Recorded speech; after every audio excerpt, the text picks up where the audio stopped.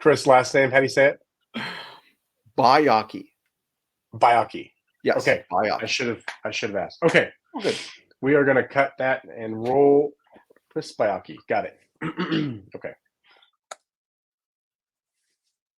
What's going on, everybody, and welcome to another episode of the Peak Podcast, where we bring on coaches and thought leaders, get their insights, hear about why they do the things that they do, and give you guys some actionable steps. So, without further ado, we have Chris Baiocchi today, who is just an incredible entrepreneur. He lives just up north from us and in another kind of rainy area. So, without further ado, again, let's bring him on. Chris, welcome to Great. the podcast, man. Hello. Thanks, Eli. Thanks for having me today. Yeah, man, it's great to see you. I love the bow tie. Thank you. That's a sweet little addition. Are you typical bow tie guy? I Tie? I I mean, am a what's the deal with typical that? bow tie guy. I Okay. don't remember why. It's some combination of Doctor Who, Buckaroo Banzai, and Alton Brown Yeah. inspired me to start wearing bow ties a couple years ago, and it kind of Right became a on. signature. And yeah, they're very comfortable, and I don't spill on them very much, so it's a victory. Oh, don't spill on them. That's solid. Yeah, you got the tie right there. Yeah, This is where the that's spaghetti true, sauce man. goes. So It's like a napkin for sure. Well, that's awesome, man. Well, Chris, thanks for being here, man. I'm excited to learn more about what you do. What you do is a really interesting space and kind of a plug-in. So, why don't you tell the audience what you do and a little bit more about your business? sure. Well, my business is called Resolute Philanthropy, and Hmm. I help nonprofits build confidence and clarity in their fundraising through Yeah. training and coaching and strategic support. Another way of saying that is I help nonprofits get bold and get excited and get successful when it comes to raising money for their missions, because your mission, a nonprofit's mission, is too important to suffer because of bad fundraising. How cool. How long you been doing this for? Well, as a consultant, not very long. I've only been on my own for almost exactly 2 years, but I've got about Nice. 25 years of background in the nonprofit space, either in the corporate communications side Okay. or in the full time fundraising side. So, not new to the industry, but new Okay. to being on my own. How cool, man. And how did you get into this? Well, like most people, I kind of took the long way around. You won't talk to a Sure. lot of people with a fundraising background that like just went from college to fundraising. I Okay. studied journalism. I worked for a business newspaper in Orange County, California, where I grew up and lived until very recently. I worked for a not-for-profit healthcare company doing corporate communications work, and it was in that time I was asked to volunteer and assist with a giving campaign they were running, Hmm. and I kind of fell in love with it. I really loved being able to use my skills and my writing and public speaking and all sorts of tools to inspire people to give, and that translated into a career, and it's been remarkable. Absolutely. Is there a person, a mentor, or is there like a particular nonprofit that was that spark for you that Oh got yeah. you into this kind of giving mood? I mean, tell me more about that. Well, there's probably two people you could Okay. point to in my life. Okay. First, the guy who actually sat me down one day and said, "Hey, have you ever thought about fundraising as a career?" is a guy named Frank Hall. Frank Okay. was the head of fundraising for the company I was at in Southern California. He was kind of a fundraising icon, and I learned so much from Frank. And he was kind of the guy that showed me how I could use my skills to pursue a better world. But long before that, digging way back into the hits, seventh grade, Mrs. Flug Mrs. Flug Oh, tapped me on wow. the shoulder one day and asked me to transfer out of her English class into her. She was the advisor for the student newspaper in my junior high school. And that started me Wow. on a path to studying journalism all through high school, in college, working for a newspaper. And I think that skill sets really drives me because it's all Mhm. about learning a little bit. It's about storytelling, and in some ways, it's about giving a voice to people that might not have one. And so Wow. I think she really How started me on a crazy. path that brought me all the way to here. Isn't that amazing?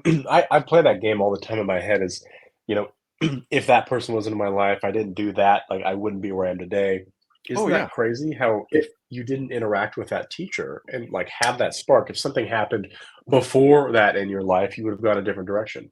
absolutely. It's it makes you a little like it's dizzying sometimes, like the different Sure. connections, the different relationships that come into your life that open up a door for you or that show you part of yourself you weren't seeing, but they look at you and like, oh, you've got this skill, or you should try this. And yeah, it's almost unbelievable how fortunate we are because of the people that we're able to work with and come across. Yeah, I bet you work with some just amazing people in that world, right? In the industry of Oh, nonprofits. I mean, oh, everybody's a yeah. giver. Hopefully, they're not doing it, for tax reasons, but hopefully they're all givers. Yeah, I mean the people I work with a lot of nonprofit leaders and worked in the nonprofit space and there are just remarkable people working for nonprofits. Just people who are Totally. devoting their talent and their passion, and they're fighting every day for a cause that's much bigger than them, much bigger than their organization. But they're Absolutely. willing to stand up and say things could be better and different, and I want to make it happen. And people who do that are truly special. And I was honored to Sure. be kind of in their company. It's amazing. I always think about I like to ask people too, like what nonprofits they like and they support. Is there one or two that stick out that whether you work with them or you don't work with them, that really stick out to you? Boy, let's see. I worked for about 8 years at the Orange County affiliate for Habitat for Humanity, which is a Okay. Yeah. really remarkable organization. I work with clients though in the human services space. I've done work with I'd hesitate to start naming them because I'm afraid I'll leave some out. But Sure. Habitat was a really powerful Habitats place of to work for. Yeah. Yeah. Very, very cool, man. So, if somebody were getting involved, with you and wanted to look at trying to raise fundraising, what are the steps that you put them through and some of the training or coaching that you kind of help supply to them? Yeah, I mean, it all starts with a phone call or a Zoom call, right? We sit down and we start talking. There's some things that don't really fall under my umbrella. Sure. If Yeah. you're looking to do a multi-billion-dollar capital campaign, I'm probably not your guy. But if you feel like you're stuck with your fundraising, or if you're a nonprofit leader and you are looking for some coaching to kind of get you over that next hump or to Yep. unlock something, then again, it starts with a phone call and we talk. And what I'm always interested in those calls is, what's worked for you so far and what's stopped Exactly. working, and why do you want to do this? Like, what's the why question comes up a lot in the nonprofit fundraising space, because that really gets to the heart of things. Like, well, why should someone support this mission? And after conversations like that, I can usually tell, like, all right, well, maybe it's coaching, maybe I need to come in and run some training sessions with your board or staff, or maybe we need to sit down and write a new case for support or write a new Mhm. strategic plan. And those kind of things kind of come organically, but it all starts in conversation and relation. Beautiful. What is I mean, just based on that point and talking to people and some of your early interactions with clients, what is the Mhm. biggest roadblock or thing that you see as kind of a limiting belief that they might have that's stopping them from reaching that potential, driving that mission forward? I, I think I think a lot of organizations are under the impression that the merit of their mission is enough to Okay. generate donor interest. And so they do a really good job of putting their mission out there in the broader world, but it's not Field of Dreams, right? If you build it, they don't come. Like, that's not Yeah. how it works. It has to be more. It has to be relational. And I think that can be a really limiting belief, because we all want to believe it's enough, but it isn't. We have to get out there. We have to be bold and direct in what we're asking people to do. And I think another limiting belief in the nonprofit fundraising space is that asking for money is somehow embarrassing, and we need to be shy about it or be humble about it, or we need to hide it behind a raffle or a trick or an auction, when I think it's a real powerful and optimistic thing to ask someone to join you in supporting this cause. There's nothing embarrassing about it. What's For embarrassing is sure. when you do it wrong. And I think a lot of nonprofits are like, hi, how are you? Can you give me money? And obviously, that's not how Totally. we like to operate. So, yeah, there's some challenges out there to unpack. For sure. Yeah, I feel like some of the stigma around nonprofits, I feel like something like one of the best things that somebody could do is just full transparency. like open up the Komodo and like let them in and see like where the funding is going, why they're doing that, what is their mission, pull on the heartstrings a little bit. Because I can see that being if somebody isn't willing to be vulnerable and open and transparent, I can see a little bit of pushback from people willing to fundraise or take that nonprofit to the next level. Is that like a fair acquisition or? Yeah, I think there's some truth there. I think nonprofits do struggle with transparency. I think Mhm, nonprofits also really struggle with having direct and honest conversations with donors. They are afraid that if they tell them a thing's not working, that the donor is going to be mad and leave. When I think most people who are engaged in the nonprofit world or engaged with a cause, they know that everything's not going to work. Like, we've got to try things. We're going to try to fix this problem, and we're going to try something, and it might not work. But some nonprofits don't want to have that conversation. They instead just want to have like everything's fine. mhm, It's mhm. always working, which is a form of transparency, right? It's a transparency about we, Exactly. we don't have all the answers, but what we have is a willingness to try, and we have some of the answers. So it's an attitude that keeps donors at arm's length Okay.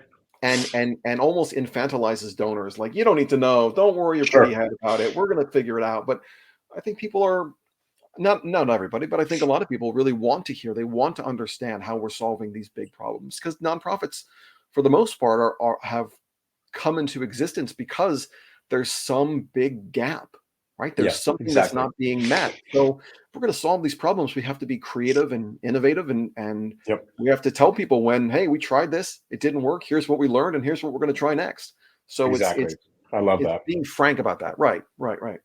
Totally transparent and open.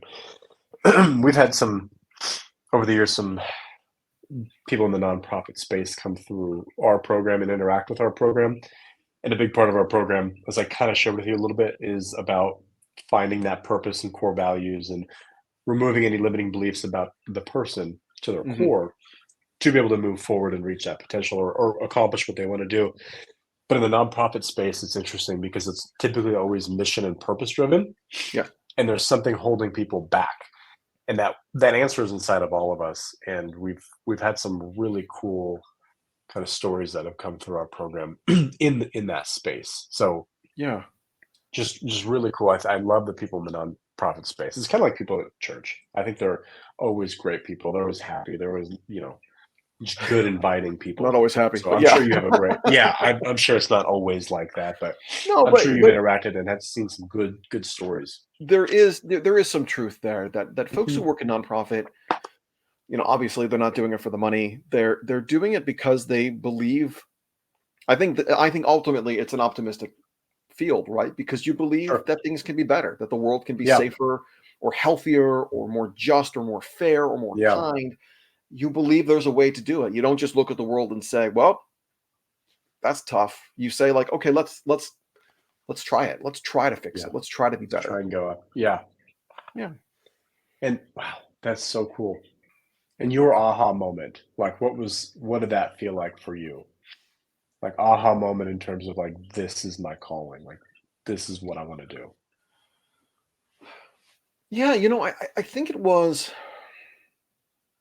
if I had to pick one, I would say my first full-time fundraising job was working for a hospital in Orange, California. This was St. Joseph Okay. Hospital, and I was in charge, among other things, I was in charge of our employee giving campaign. So that's a campaign where every employee of the hospital was given the opportunity to make a donation to support the community efforts or the community outreach work of the hospital. And this involved me going to department meetings and making the pitch for why Mhm. they should give. And obviously, it's a hospital, so there's department meetings at all hours of the day. So Mhm. I'm going to a small, like, tiny closet with four phlebotomists at 3 in the morning on Wow. a Tuesday, and I'm bringing donuts and we're talking, and I'm doing this work and seeing how people react to the opportunity to give. Not everyone, certainly. Some people were like, "No, thanks. I'm working. I don't want to do it." But some people really saw the community outreach work, the community clinics, the work the hospital was doing, and they were able to say, "Yeah, you know what?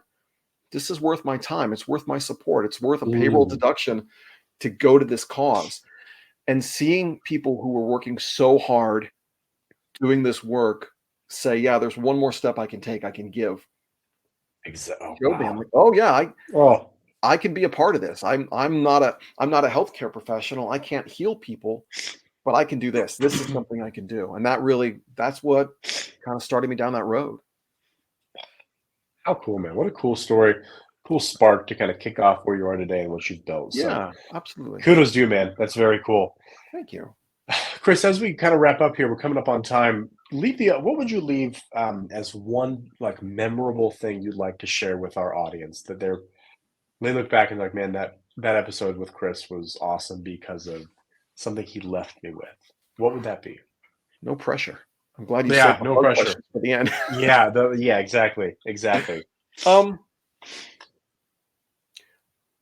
I think it would be this. If there is something you're passionate about, Mhm. again, if you believe the world can be kinder, safer, healthier, more just, more fair, more Yep. inclusive, then I really encourage you to get involved with nonprofits that are in this cause with you. And that doesn't necessarily mean you have to give all your money, donate all your time. Whatever you can give matters. But your professional acumen, there's nonprofits out there who would, if you're I don't know, let's say if you've got a marketing background and you're great with, you can write a Google ad grant or you know how to Yep. do SEO, there's some nonprofit that would love to have you help them or have you teach them. And that Mm, might be a really light thing mm. for you to carry, but it might have a huge impact on that nonprofit. And I really encourage you to get involved and find a nonprofit that speaks to your passion and find a way to help them, find a way to be a part of that because they need you. They need you and what you can bring. It doesn't matter if you're not a millionaire. It doesn't matter if you can't write a giant check every day or every week. Yeah. Your passion, your network, your connection, your intellect, your emotion, that's enough. So I really encourage people to find that channel and pursue it. Beautiful, man. Well, where can people find you if they want to get involved with what you have here, or where can they contact you? My company website is resolutephilanthropy.com. From there, you can learn more about me and the services I provide and find my calendar and set up a Zoom call and we can talk. I'm also always on Perfect. LinkedIn, probably to a degree that's not healthy for my my mental health, but I'm always there and you can find me on LinkedIn. Surprisingly, there's not a lot of Baiocchis on LinkedIn. So if you look for Yeah, Chris I was gonna Baiocchi, you'll say find me. I've got a bow tie in the yeah. picture. It's pretty easy. Yep. I figured. I hope so. Yeah. Oh yeah. Well, Chris, thank you so much for being here, man. Hopefully, we can do another episode down the road, I and would love we're it. gonna drop everything in the show notes so people can find that. And yeah, hopefully everything goes well, man. Well, thanks again for being here. I appreciate it. Thanks for the opportunity, Eli. Great to talk to you. Thanks, Chris. Alrighty, guys, you heard another amazing episode here at the Peak Podcast with Chris. What he's doing is real impactful work, and just really blessed that I had the opportunity to talk to him and share his story. So check out the show notes below. You guys will see all of his information. And if you haven't already, please like and subscribe to the Peak Podcast. We will see you guys on the next episode. See ya.